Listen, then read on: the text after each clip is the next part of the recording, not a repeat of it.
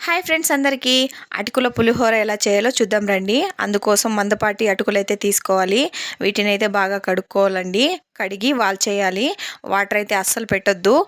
కడిగిన వెంటనే చేయండి.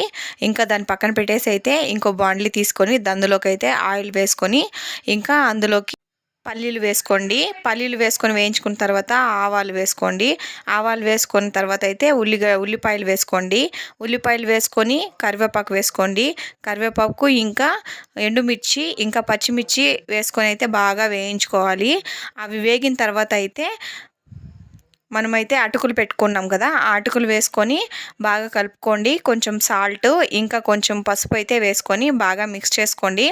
ఫైనల్గా అయితే కొత్తిమీర గార్నిష్ చేసుకోండి. ఇంకా అందులోకి అయితే నిమ్మకాయ ఉంటుంది కదా, ఒక చెక్క అయితే దాన్ని పిండుకోండి, నిమ్మ చెక్క. ఇంకా టేస్టీ పులిహోర అయితే రెడీ అయిపోతుంది. సర్వ్ చేసుకొని తినేయడమే. బాయ్ అందరికీ.